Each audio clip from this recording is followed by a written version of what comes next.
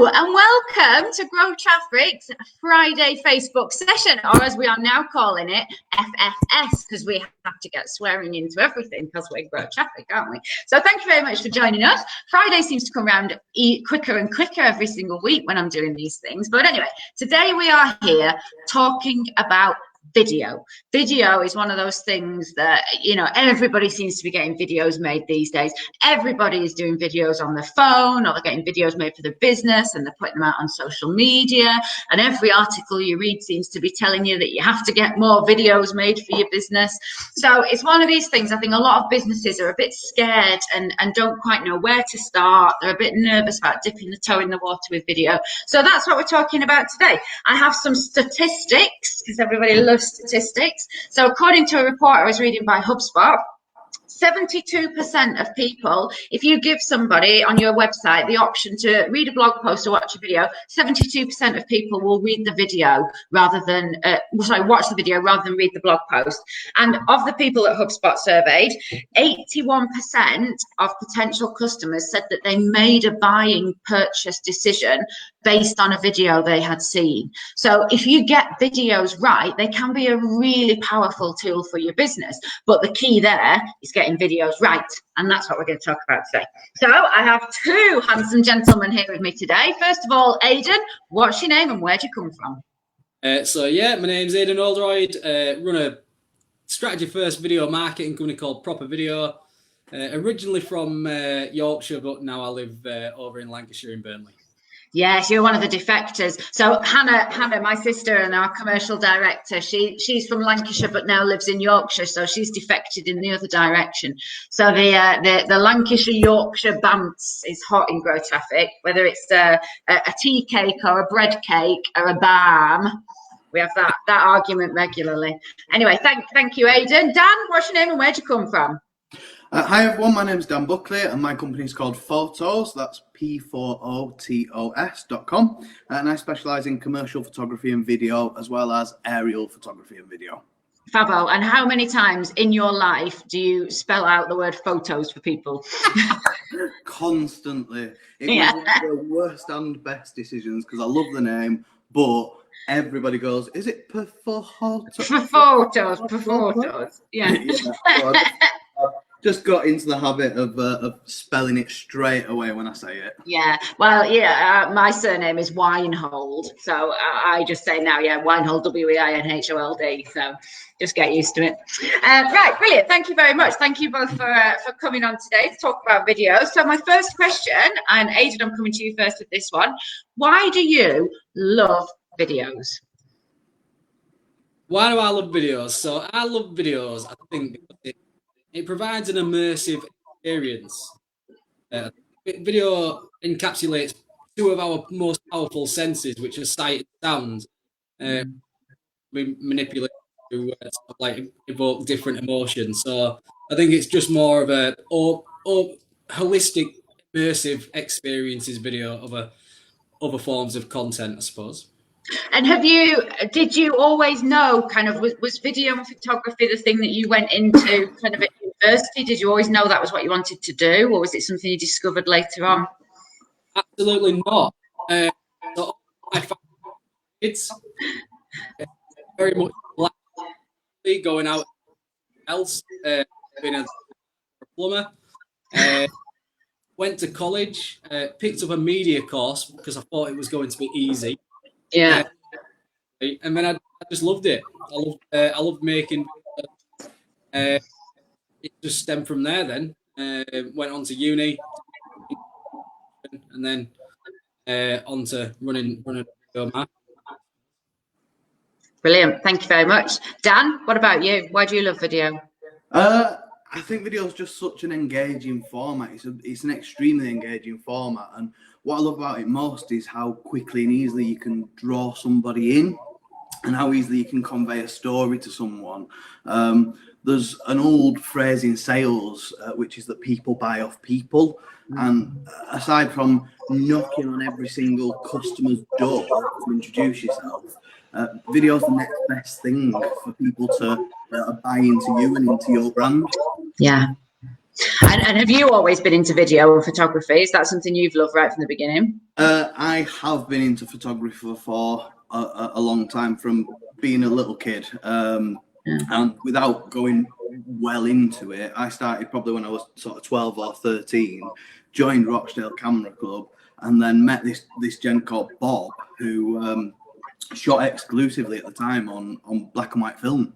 And that was it. I was obsessed with that. So my digital camera that I'd just managed to coerce out of my parents went to one side, and I just spent all my Christmas money, all my birthday money, everything I could on setting up a dark room.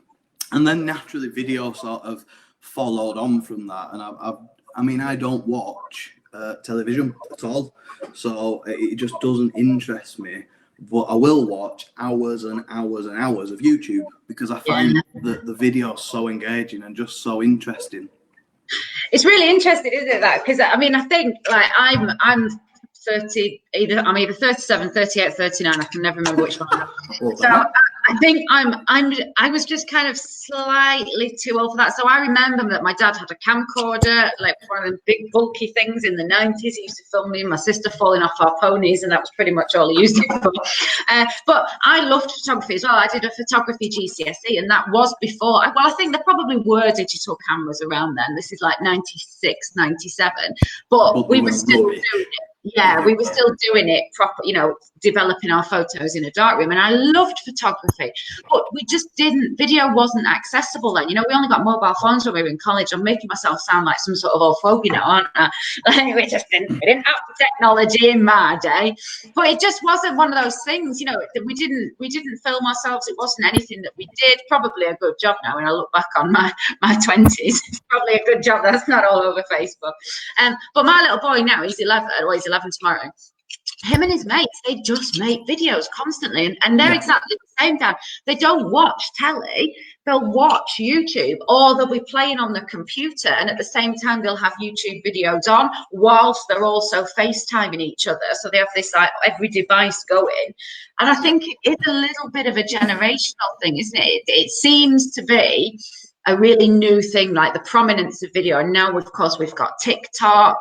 You know, video is everywhere now, isn't it? It's one of those things. I think if you are a business these days and you want to succeed, you've got to have video, haven't you? Got to. It's an essential. Yeah. I think consumers also expect business to be using video now. Yeah, absolutely. I think that, yeah, because it is that thing as well, isn't it? You know, if you want to be a business that's going for world domination, you have got to be there on every single platform, and you know, the social media channels, and we are going to come on and talk about this stuff, but you know, the social media channels, you know, YouTube, TikTok, all the rest of it, even Facebook, even Instagram, they are gearing more now towards video, aren't they? So it is just one of those things where you've kind of got to get on board with it, haven't you? Yeah. Okay, so my first question then, how can video benefit a business? So just generally speaking, not specifically in terms of website and social media. If you were trying to sell it to a business that was really not that techy and not that digital, how would you persuade them that they needed video? Dan, I'm going to come to you first. Yeah, I mean, I've got quite a long answer, so but as I mentioned already, videos are really engaging, and they're also extremely shareable, so they can be shared on a host of different platforms. You've already mentioned TikTok, you've got Facebook, you've got Instagram, you've got YouTube, and to use YouTube as an example here, and I've got a couple of statistics myself. There's over 300 hours of video uploaded to YouTube every single minute. YouTube's the world's second largest search engine by volume, and it has upwards of 3 billion search queries every single month. So it's got over 1.3 billion users, and as I said before, part of selling is storytelling.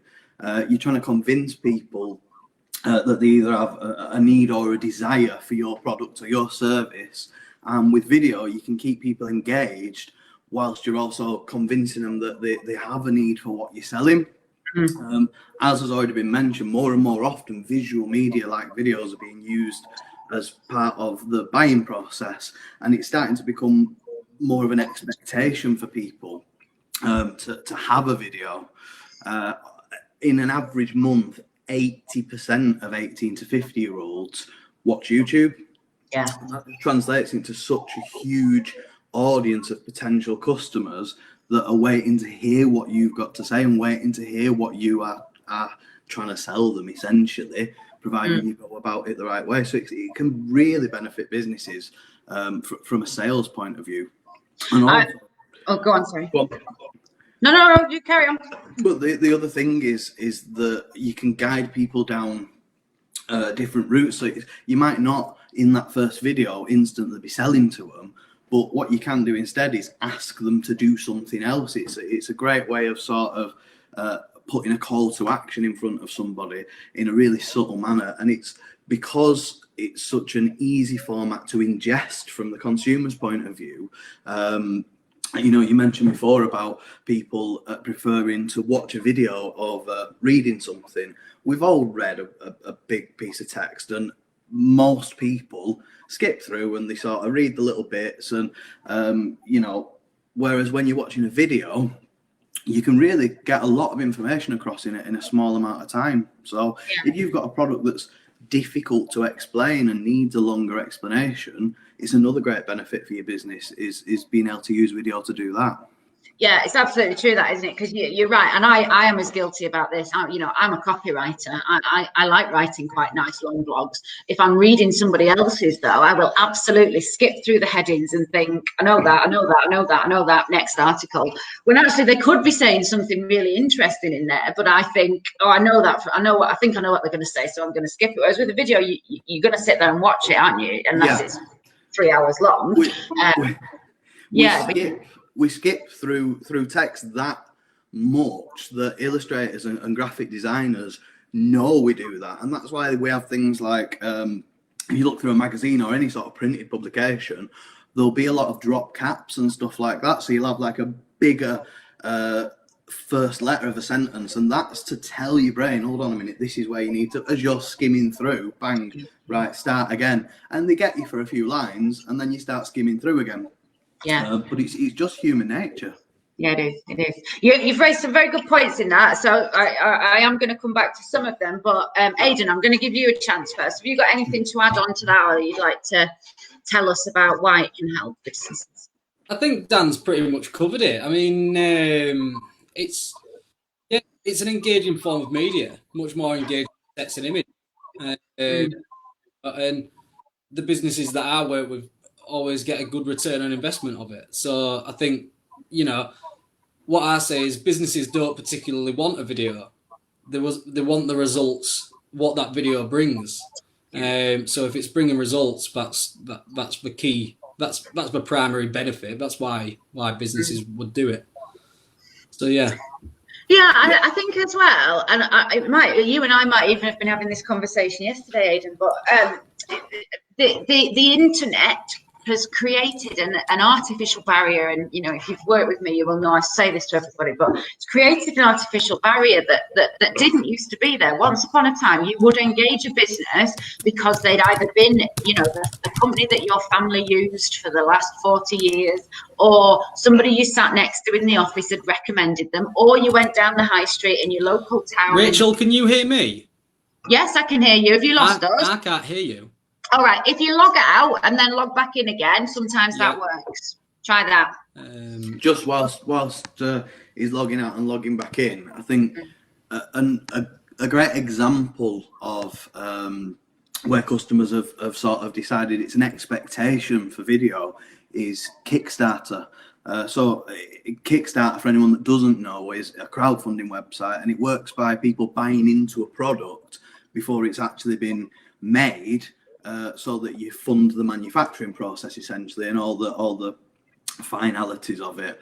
And because the product hasn't been made in any sort of quantity other than, you know, your one-off initial piece, Kickstarter campaigns use really, really convincing videos to sell the dream of owning that product and what your life would be like if you own that product and how much better your life will be if you own that product. And they get really great conversion rates off them videos. People will spend £100 on a pen because they've created such a desire through video. Well, there's all that thing as well, isn't there? There's that kind of cult of the unboxing at the moment as well, isn't there? So, you know, it's not just the kind of selling the product at the beginning of the process. It's all that next stage, you know, watching somebody get the product and unbox it, and then people filming themselves using the content. It goes from, you know, the entirety of that buying cycle can be encapsulated in these kind of different nuggets, can't it? Yeah. Can you hear us now, Aidan, by the way? Yeah. Perfect. Yeah, I've got some bits, to be fair, later on in this. I've got a few bits about things like that, more towards the tip side of things. But yeah. Perfect. We will definitely come back to that. But yeah, you know, the points that you both made there about what you know, what a video can do for a business. Absolutely, it can create trust. It breaks down that psychological barrier so that people will know, potential customers will feel like they know a company before they even buy it. They know the people who are there, they know what they do, they understand the products, and it does it in a much more quicker way. And I think there is just something psychological as well, isn't there? You know, somebody is not going to sit down, or some people are not going to sit down and read you know, everything on your website and all your blog posts and find out, but within, you know, a few 3-minute videos, you could have got all of that across much more succinctly, can't you? Massively. So we know it helps. We know it can help businesses. How can it help? How can it help businesses in terms of their digital profile? So how can it help them reach out? Aidan, I'm going to come to you first this time. How do you think it can help businesses? Yeah, so videos particularly good for like it's got a major SEO benefit because consumers want video that much. Search engines favour video over any other content. You'll know this, and you'll be able to sort of like quote me on this. Search engines, how search engines rank websites. They rank them with keywords, but one of the major factors that they rank now is how much time somebody's spending on your website and your session duration average. So if you've got a decent video straight on your homepage above a fold, somebody lands onto your homepage, clicks that video is 1.5 to 2 minutes long, then your session, providing it's a decent video that we're going to watch, your session duration will go up, which means that Google will think they've got some decent content, will push some more people to it. Yeah, absolutely. And you've done that actually, Dan, haven't you? Because you've got. I don't think you guys can hear me, but I think I'm going to have to just log out. Apparently, you're having a rave. We haven't done a single one of these yet where something hasn't gone wrong, so it's fine. But yeah, Dan actually has that. If anyone's been on the Photos website, he has a picture that he filmed on his drone, a video he filmed on his drone, and it's just the drone flying over Rossendale, flying over the fields. And because it's Rossendale and we know where it is and we can see it. Hi Dan. I was just saying about the video on your website. You know, I sat there and watched it the first time, and it's exactly that, isn't it? It's just, it doesn't even have to be particularly exciting, just something that's going to capture somebody's attention so that they'll sit and watch it for a few minutes longer. Massively your SEO. My intentions moving forward over the next few weeks, to be quite honest with you, it's funny that you came to me this week and said, would you mind sort of coming on here? But my intentions over the next few weeks, I've been writing some content for video, so I'm going to start uploading some more videos to the website, because I've been pretty rubbish with my website, basically. You know that's why we're working together. You're not rubbish. There's just always room for improvement. Also, though, in turn, I mean, we have mentioned that, you know, YouTube is the second biggest search engine by volume.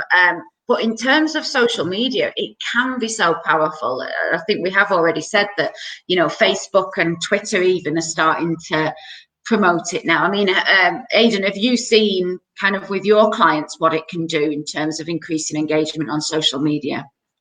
Oh yeah, absolutely. Yeah. Yeah, I'm not really too sure how to expand on that. Yeah, we've had yes, it works. Yes, it does. I mean, it's probably more your area of expertise in terms of what a video can do for a website, Rachel. But some notes that I'd sort of made. Words like "how to" are now optimized to include YouTube hosted videos in search results of Google. So, for example, if you were to search like "how to arrange flowers," you'll get a suggestion with some step-by-step 1, 2, 3 and a nice picture, and then directly below that you'll find that the next like 3 or 4 servings are going to be video, because how to lends itself really well to video formats. And what you'll find is that a lot of them videos are embedded on people's websites and things like that. When you click on them, it actually takes you sometimes to the web page rather than to YouTube or wherever it's hosted. And as Aidan said, most people know the importance of site engagement, and from a Google ranking point of view, how long someone's staying on your website is important. So if you've got a video that keeps them engaged, even if it's only for sort of 30, 40 seconds, that's far better than the 2 seconds that people click on and off in, when it's sort of scoring you. It is important as well to note, though, that as it's already been said, the video content needs to be good. 20% of people watching will leave the video within the first 10 seconds. So it's super important to make sure you've got a really good, engaging intro that draws people in and makes them want to watch more. Yeah. And as I was saying before, the other thing is it's a great way of sort of a call to action, just to ask people to, you can ask them to make a purchase, but you can just ask them to get in touch with you. You can ask them to follow your social media so that you can keep your brand in front of people gradually, and they become accustomed to it being there. Yeah, we are going to kind of come on to that in a sec about the funnel and how you create a video that speaks to people at the right point. But just in terms of that, for the how-to videos, when you think about how search queries have changed, whereas once upon a time we used to type in, if we wanted a recipe for a cake, for example, it would be a sponge cake recipe. That would be what we would do. Now we are speaking into our devices. We're using Alexas or whatever. So we are saying, how do I make a Victoria sponge? How do I, retile my bathroom? And those videos that answer that, those videos that quickly teach somebody how to do it, are exactly the type of content that people are looking for. They're wanting to upskill a little bit. So if you are providing that content for them, and they are then on your website getting the answers to those things that they want to know. So for example, if you are a tiler, then you might say, well, I don't want a video on my website that teaches somebody how to tile the bathroom, because I want them to pay me to do it. But if somebody's going to be searching for it, so you create the video, you have it on your website, they have a go, they realize it's actually really hard to tile a bathroom, and it's not as easy something you can learn in a 5-minute YouTube video. Then they're on your website, they'll give you a ring and say, actually, mate, I haven't got time to faff around with this, please will you come and retile my bathroom? And that's the psychology of it. So you are not giving away your services for free, you're actually doing that sort of lead generation piece, aren't you? It's about adding value, isn't it? I think if you aren't offering someone something, why are they watching the video? And unless it's a vlog style video where you've bought into that person's lifestyle and you want to know what they put on the toast and you want to see what car they drive and things like that, which is not why you'd be Google searching how to blah blah blah. Then by all accounts, if you're not adding any value to them or giving them any reason to watch that video, they're not going to watch it. So, absolutely. Yeah, people will not give you anything for free anymore. They're even their time. So if you are not being of benefit to them, they're not going to sit and watch a 5-minute sales video if it's not helpful to them. So I want to move on now. We've kind of covered why videos are good and how they can help in different kind of channels that they can help on. I want to talk about the videos themselves. So first of all, Aidan, What types of video? Oh, we have already said, you know, there's like vlog videos, there's how-to videos. When your customers come to you, do they have an idea of what type of video do they want, or do they just come and say, I want a video, and then you sit down and work it with them? How does that work? Yeah, so quite more often than not, a business owner will come to me with a video idea, which more often than not won't be the actual outcome. They'll have seen one of their competitors do a video and, oh, that looks good. But when you sit down and think about what they actually want to try and achieve, that video might not be the best solution for that. So it all comes down to sort of like, are you trying to create brand awareness, generate leads, or are you using the video to sit on your website to convert visitors into sales? So yeah, it totally depends. I make a variety of videos, but it usually starts with asking the client, what do you want out of it?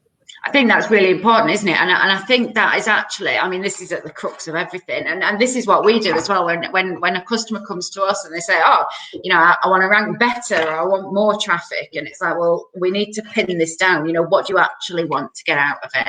And it's the same thing. If you don't ask that question at the beginning, what do you want to get out? What do you want this video to do? Then, yeah, they might get a lovely video, you know, but if it's not going to do what you want, they're not going to be happy, and then they're going to think videos are rubbish, aren't they? So it's about asking that question first. It's just going to become part of the white noise that Daniel was on about. It's just going to become another piece of content which equates to about 300 or 500 hours of video content uploaded to YouTube. Basically, it's just going to, there's so much video content out there. You need to make it specific for your target and create value, like Dan said, to make them want to watch it. Yeah. How expensive or otherwise does it need to be? Because I imagine here, and I think your answer is going to be, well, how long's a piece of string? But I suppose you could go from like a 30-second video that somebody's filming on their phone right up to a really polished one. Is that it? I presume most businesses don't need to invest a lot of money up front. They can do it in quite a cost-effective way. Dan, I'll let you go. I mean, the short answer is no, they don't need to be expensive per se. But like you said, it's very much a piece of string sort of scenario. It's quite a difficult question because it depends on the different things. One of them being sort of how much effort do you want to put in as the creator of the video, and the other being the type of video you want. So if you don't want to put any effort in whatsoever and you want a really polished video, it's going to cost you more money than if you're prepared to script it yourself, invest your money into equipment or whatever it might be. Even if you just buy cheap stuff, everybody's got a camera now. Yeah. Everyone near enough has got a camera now. But, you know, it depends on how much you want to put into it. The other thing as well is if you just want like a simple little whiteboard animation video that's 20 seconds long, there's loads of places out there where you can build that yourself with quite little skill. That's going to be less engaging a lot of the time, in my opinion anyway, than a properly produced video though. Story always wins over video quality as well. So, you know, I think that when you're sort of trying to sell your product, sell your service, that extra production value helps to keep the customer engaged and convince them. But like I say, if you want to put the time and the effort in, you will bring the cost down. You know, if someone asked me to produce a 30-second video that's just them talking piece to camera, talking head like this, it's going to cost an awful lot less than if they want a 50-minute long, you know, cinematic experience for the customer with actors and a set and everything else. You know, the other thing is what's already been mentioned. You're looking for a return on investment most of the time with a video. So at the end of the day, if you spend 700 quid making a video, but that makes you £7,000 in profit afterwards and creates loads of engagement for you, it's the cheapest video in the world. Yes, that's it. Yeah, it's relative. Minus money. Yeah, it's right. Yeah, I think that so. This is kind of my next question. Really, is how do businesses ensure that they get a video that does that? You know, what are the kind of basic things that they need to think about? We've already said, you know, what do you want to get out of it? But we always say to our customers, you know, when we're writing blog content and creating other types of content for the website, it's like you need to consider what your customer needs rather than what you want to, you know, you might want to talk about this thing that you're doing, but actually if they're not ready to hear that, you're talking to deaf ears. Yeah. So, you know, what would be the main things that you would tell a customer that they need to think about before they even start making the video? Aidan first. I'm not too sure because I don't like the. If you have no market, most small to medium business owners don't have a very large marketing experience. Yeah. Even them producing ideas might not be what they're. And I always sort of say that there's 50-year-old business owner out there that own a business selling hair bobbles to 7-year-old girls. Starting to put across his ideas. He's not thinking like a 7-year-old girl at all. So the first thing that you need to do is study the target audience. Who are you actually making it for? And go down that route. Yeah. A lot of the time, I'll take initial ideas off a client, and what I'll say is, you know, let's figure out whether this actually works for your audience and what you want to achieve, and then but down to the target audience. It's crucial, isn't it? It's coming from that point of view because again, you're starting from the point of view of, well, this is what I've got to sell. This is my product. This is my service. This is what I want to shout about. That's fine as your starting point, but that's not going to determine your entire piece of content, is it? You've got to look at it from the other way around and absolutely put yourself in the shoes. Dan, where do you start? Have you got anything to add on that front? I mean, to be honest with you, obviously, where to start creating content. First one is come to see someone like myself or like Aidan who will do it for you. And who has experience in it and has a good idea about what they're doing. But if you are sort of determined that you want to do it yourself, I've got sort of 4 tips, which is number 1, plan. If your video isn't planned, you can end up with a video that sort of, it isn't fun to make, first of all. And typically when it isn't fun to make, it isn't fun to watch. It can feel really forced. If you just have a clear theme to your video or an idea of your end goal and you know what points you want to include through the video, it's going to make the process of creating the video a lot more fun, and the outcome then is a far more engaging and compelling story at the end of it. I just want to second that actually, because we always say that. I know, Dan, you've done my blogging course, haven't you? If anyone's been on that, they'll know that I always say this. But when people say to me, "Oh, I hate writing blogs, I find it really boring," it's like, well, stop, don't, because if you are bored writing it, somebody is going to be bored reading it, and it's the same with video. You know, if you hate being filmed and you're going to be sat there being really awkward and really wooden, that's going to make the other person feel really uncomfortable and awkward. And turn out, you know, so just don't do it. If it's not your thing, find a different thing, or, you know, pay somebody who is good at it to do it instead. Yeah, exactly. Yeah. I mean, the other things are, number 2 is having a personality in the video and sort of building that brand within your video as well. Having successful videos is about building a relationship with the people that are consuming that content, I think. And you almost, depending on what type of video it is, of course, but, you know, for people that are creating videos themselves, typically, you almost become sort of, not friends, but at least acquaintances, you know, especially if you can create some sort of engagement afterwards with them, where you've got a Q&A section on your website under the video, or something where you can sort of liaise with them people that have watched it afterwards, and people are going to buy into that person and that brand based on the information that you're conveying in the video. And like you say, if you feel awkward and you look awkward, it typically it makes viewing it awkward as well. Yes, it's awful, isn't it? I mean, we've all watched those videos, haven't we, where somebody is, clearly squirming, and you're just like, oh, please turn it off. I can't watch. Yeah, and it can turn into, as well, if you're not careful, it can sort of turn into a really low production telly advert, basically. Yeah. The sort of, like, I don't watch telly, like I said, but who wants to watch them bits in between when your program goes off and when your program comes back on? Nobody. I do. I love the adverts. Weirdo. I know.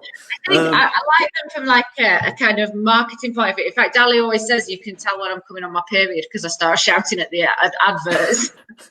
It's like the case, Oh, that must ring true with me as well, then, I think, because I shout at them, but that's more constant if I have an advert that pops up every 5 minutes when I'm watching videos on, YouTube or something like that. Yeah. You see the same video 7,000 times and it starts to grate on you a little bit. Yeah. The other thing is and they tie in together, to be quite honest with you. But it's sharing you and your product in an interesting way and adding value, like I said before. You could sell something really, really boring. Your business might be selling clay for a living, right? It's literally the most boring subject ever because it's mud. Yeah.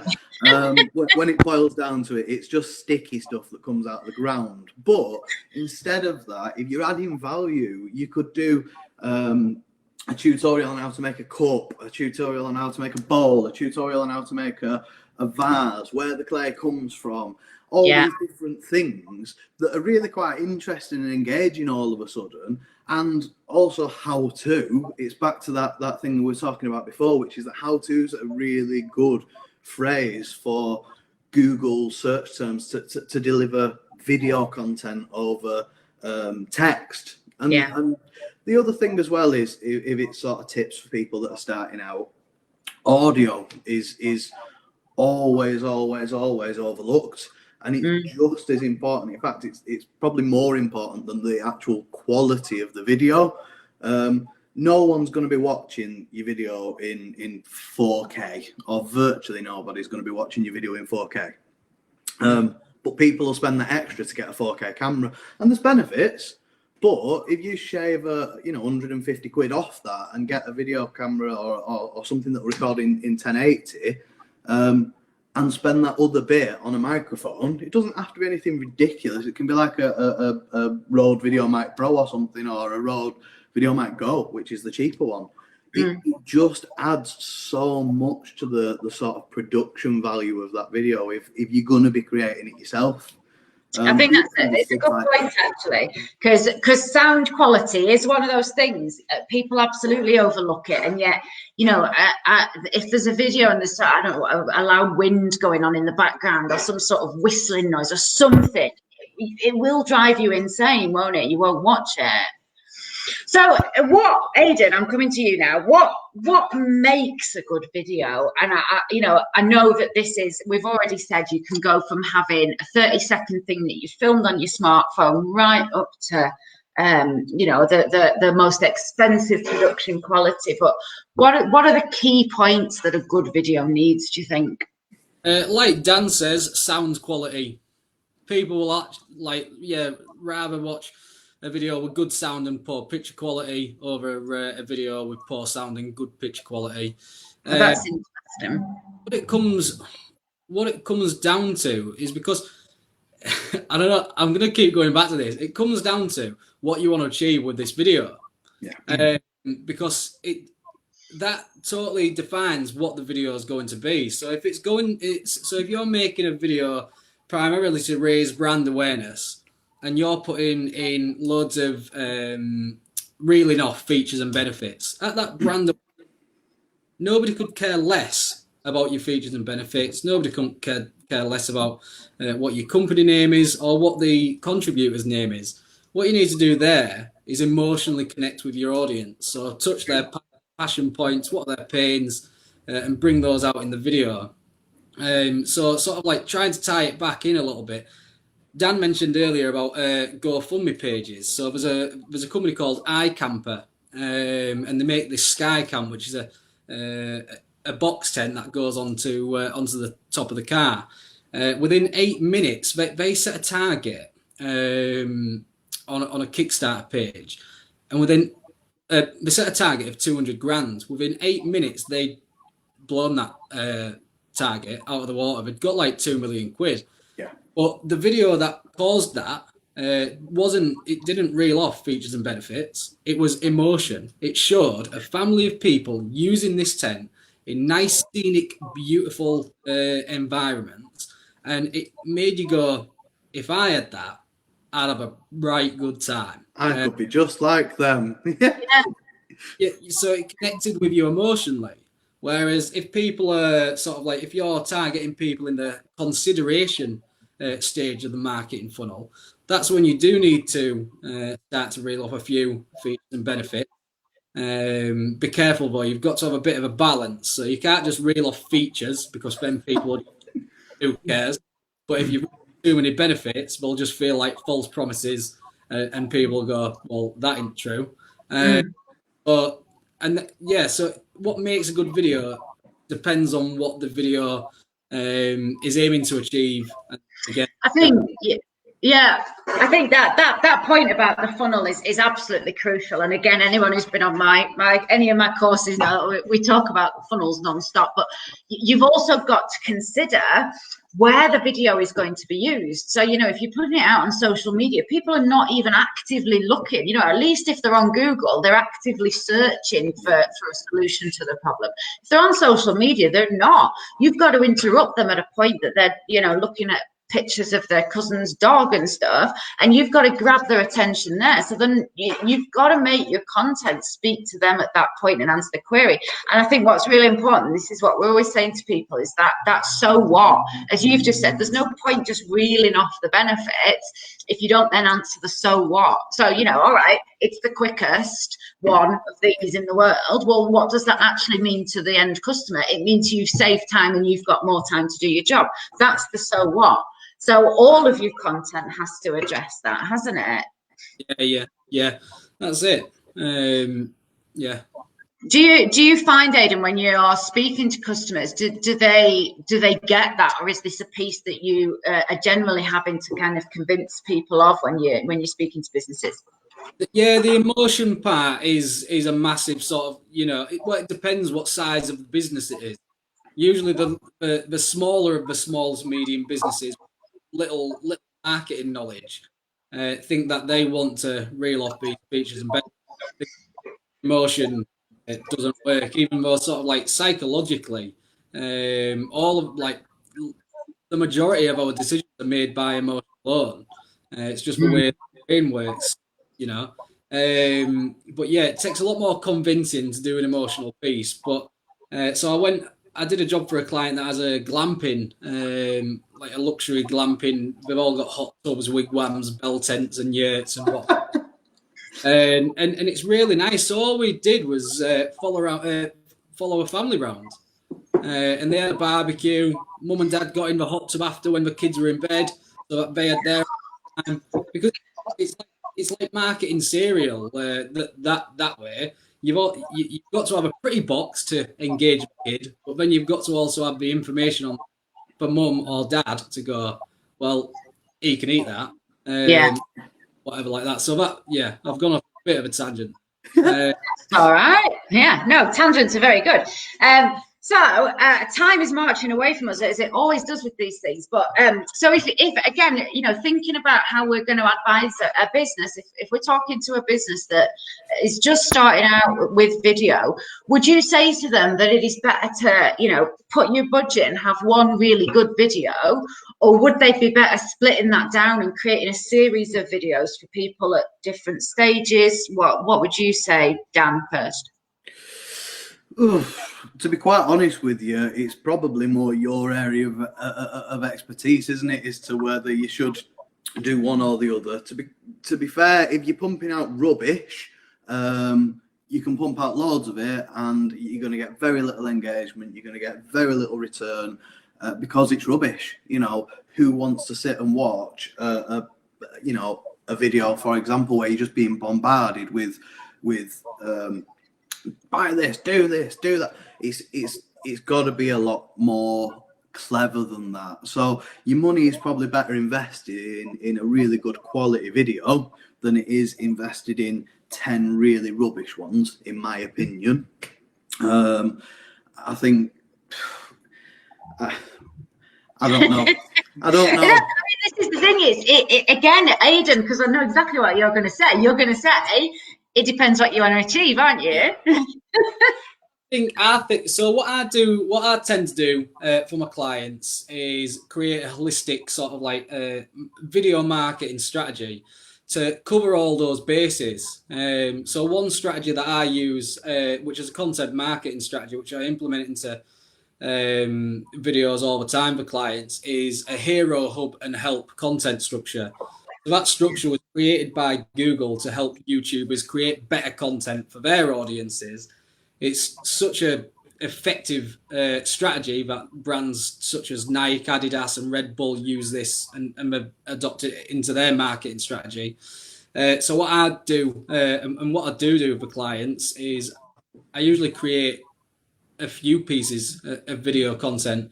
So we'll create one content which is designed solely to raise brand awareness. So it's emotionally driven and emotionally connected. And then we'll make some of the hub content, which is the aim is to get people to come back to your channel time and time again and engaging with your brand. Yeah.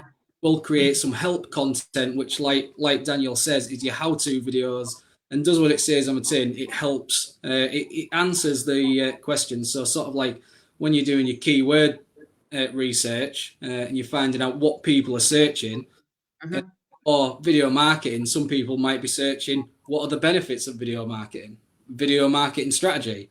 So then I'll create a video, which I am actually doing at the moment, answering those questions, so that then you're creating that brand awareness. You're also entertaining them with the hub content, but you're also being SEO friendly, helping them with the help content below. So it's a much more holistic.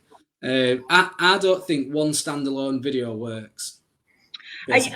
Yeah, you know what? I mean, it does. Liz has just said it's not a Grow Traffic live without, and it depends. It depends is our answer to everything here at Grow Traffic. But it genuinely is. You know, if you do just one, like a hero video that's going to sit on your website that explains who you are as a company, then yeah, put your money into one really good video. But just be prepared that it's going to sit there and it's not an outreach piece of content. It's probably not going to generate many leads.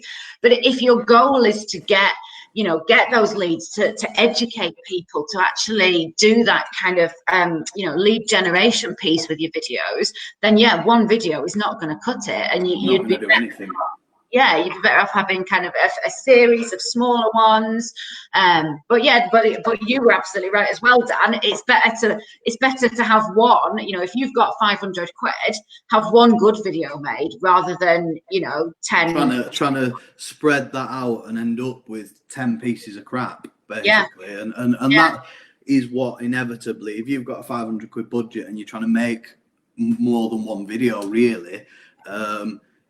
Chances are you're not going to be making very many very good videos out of that figure. Yeah, I mean, it is. It's the same as when we're talking to our customers with kind of social media and stuff. If you stretch for budget and you stretch for time, do one thing really well. Don't try and do Facebook, Twitter, LinkedIn, Pinterest, Instagram, and all of them have got one post a month.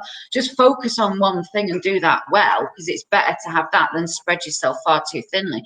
And I think that applies with video as well, doesn't it? Yeah. Okay, we're time is marching away from us. As I say, I have got my final two questions, which I'm going to come to in a minute. But before we get there, what should businesses do? And I think this is the $1 million question. Once they have got their video or videos, what should they do with it? Aidan, what do you think? A clear and actionable video activation strategy is the way to go. Too many business owners post videos on social media, YouTube, Facebook, wherever, and then they tend to get left feeling a bit frustrated that they've not got the results that they want, and that's because they haven't done the last bit. They've fallen at the final hurdle, sort of thing. They haven't done the keyword research. They aren't sort of like creating custom thumbnails. They are actually putting it on platforms where their audience are watching it. So have a clear video activation strategy. Yeah, Dan, anything to add? I mean, I've got sort of three points written down. One of them that's just been really well covered, to be fair, which is using relevant titles and video descriptions that include keywords and a good thumbnail. If you sit on Google for an hour and you search them terms, you'll start to find which key phrases and which words are really searchable in terms of video, and which deliver video content back. And it's just about using that strategy and being clever about it, promoting and sharing your content, and writing about it, posting it on your socials, and getting people to share it, and everything that you can do to get as many views, obviously. But it's got to be done in a well strategized way. Is strategized a word? It is a word. It doesn't sound like one in my brain right now.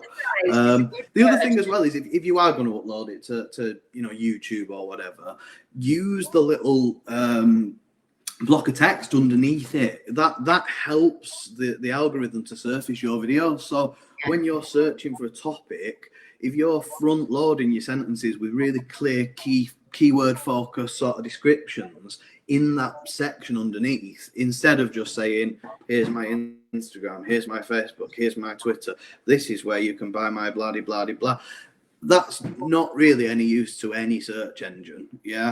If you've got a really nice front loaded keyword heavy sort of sentence, or not keyword heavy but keyword focused sentence in there describing what's going on in that video, that's going to help a search engine to rank you much higher and your video much higher when it's delivering content back to people.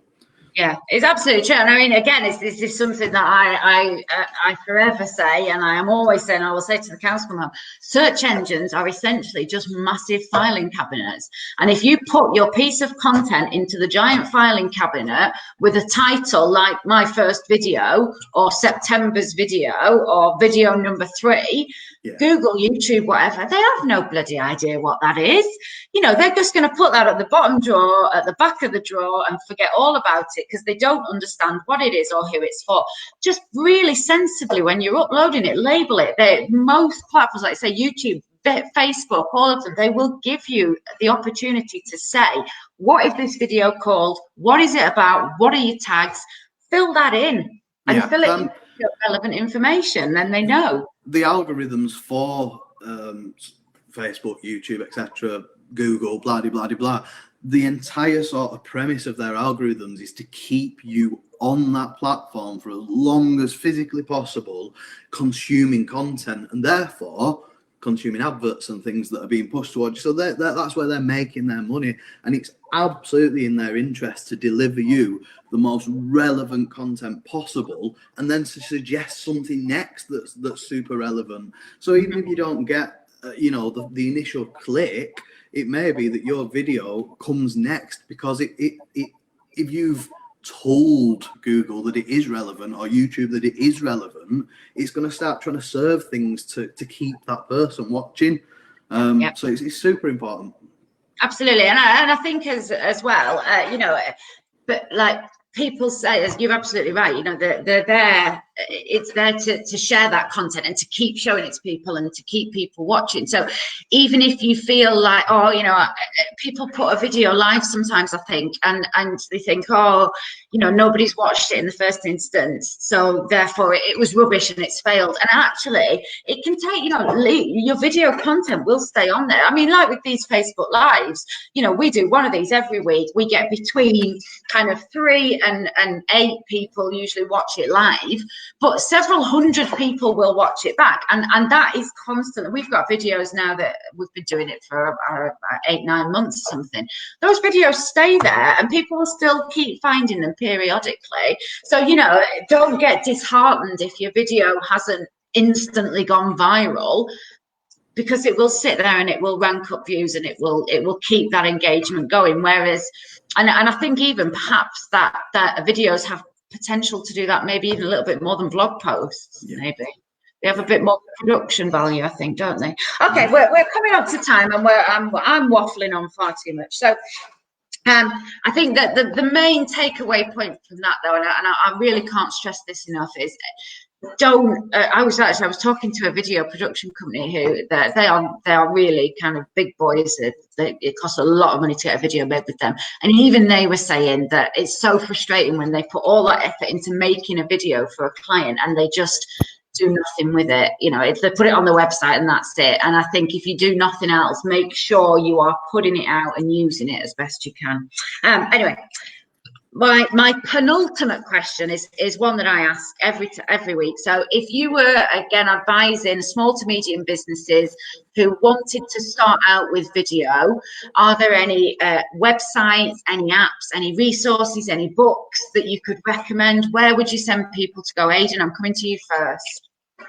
A blog. So for general video marketing, video hosting platforms such as Vidyard, Wistia, Sprout, they're all great places to start. If you want to know more about cost, I've got a good series of videos that you can watch. If you head over to Wistia's YouTube channel, they challenged a production company. They gave them the exact same brief, and we challenged them to make one video for $1,000, one video for 10 grand, and one video for 100 grand.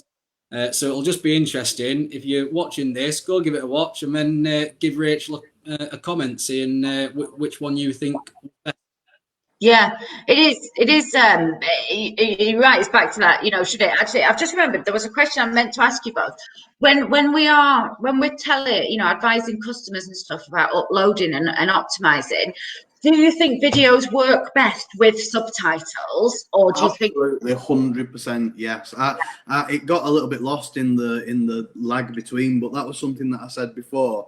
I do not believe that you should put a video out there without subtitles for several reasons. Number one, for accessibility, because you know what, if someone is deaf, you exclude them instantly without putting any sort of closed captioning or anything in like that. But the other thing is, how many times do people consume video content on one of them, but on the bus, on the train, whilst they're sat somewhere waiting in a waiting room, whilst they're at work and they shouldn't really be doing it under the desk or whatever.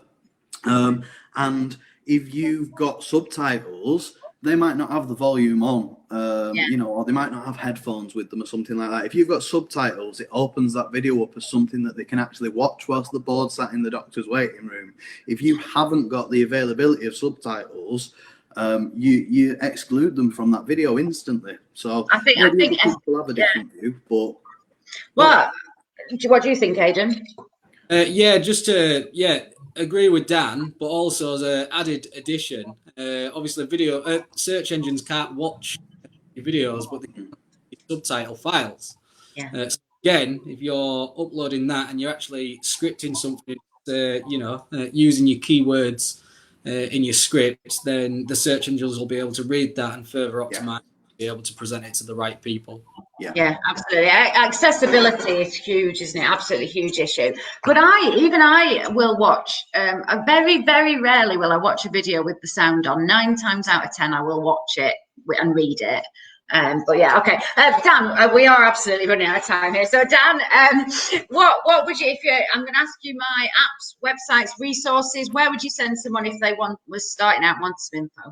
Yeah, cool. I mean, obviously, come to someone who can do it for them, or if you're sort of hell-bent on doing it yourself or giving it a try at least yourself, it depends again on how in-depth you really want to get with it and how much time you want to spend doing it.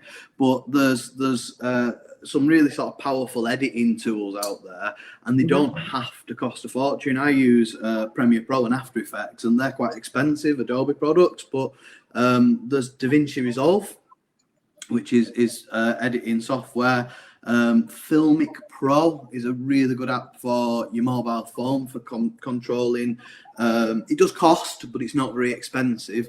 But it's great for sort of controlling your camera a little bit more, so you can change things like the recording quality and the frame rate and the shutter speed and things like that. Which, again, it depends how involved you want to get and how much time you really want to spend doing it. You know, that's the thing, isn't it? If you want to get really involved in it and it's something that you think, you know, I could actually get really passionate about that, and I can do hours and hours of that, which is not most business owners, let's be honest, then by all accounts, you know, go for it, try it, use your mobile phone, go and buy a little tiny dedicated sort of camera with a flip out screen. It doesn't have to be anything spectacular. There's Canon offerings for like 500 quid with interchangeable lenses, you know. I think it's a really good point, actually, because I've been recently, Hannah always laughs at me because I never get through a single episode without mentioning the Seroptimists, but I've recently been making some little videos for the Seroptimists, and I did some little videos that were, you know, when the the images just change and you put a bit of caption on, and I used the free Windows video editor that is already on my laptop to do that, and I did some little instructional videos showing people how to upload a blog to a website and optimize it, and I used a platform called Debut for that, which I think cost 30 quid. So you can absolutely, you know, spend as much or as little as you like. There's free software out. Canva, you can create videos in Canva, that's free. iMovie on a Mac. Yeah, you can absolutely, you know, spend a lot of money or spend a little money. But I think even if, you know, even if somebody is, you know, wanting to do it themselves, they can still come and chat to one of you guys, can't they? And even if all they do is get a little bit of advice and strategy from you, that point them in the right direction. People are absolutely always welcome to contact me or call me.